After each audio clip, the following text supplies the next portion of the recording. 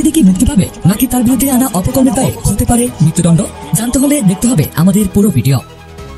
কোটি টাকার মালিক নাসিরউদ্দিন সাথীর একমাত্র ছেলে তৌহিদ আফ্রিদি ছোটবেলা থেকে বেপরোয়া ও শৃঙ্খল। বাবা মায়ের অতিরিক্ত আদর আর প্রশ্রয়ে গড়ে উঠেছিল বেপরোয়া। 2015 সালে ইউটিউব জগতে প্রবেশ করে তিনি দ্রুত জনপ্রিয়তা পান। হাজার হাজার কোটি কোটি ভিউ, অগণিত মানুষের ভালোবাসা তাকে রাতারাতি তারকা বানিয়ে তোলে। কিন্তু সেই জনপ্রিয়তাকে পুঁজি করে তিনি গড়ে তুলেছিলেন এক অন্ধকার অপরাধ সাম্রাজ্য। তদন্তে বেরিয়ে আসছে জনপ্রিয়তার আড়ালে আফ্রিদি ছিলেন এক সিন্ডিকেটের হোতা। দখলদারি, চাঁদাবাজি, নারী কেলেঙ্কারি থেকে শুরু করে নানা অপকর্মের অভিযোগ উঠেছে তার বিরুদ্ধে। অনেকে দাবি করেছেন তার অপরাধ চক্র এত বড় যে একে ভাঙা সহজ নয়।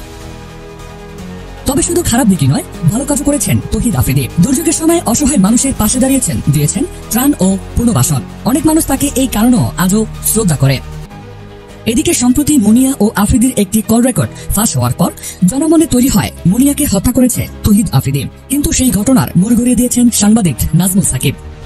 তিনি নিজের ফেসবুক আইডি থেকে বসুন্ধরা গ্রুপের মালিক তানভীরের ছোটবেলার ছবি এবং মুনিয়ার ডায়েরির একটি পাতার ছবি পোস্ট করেন। সেই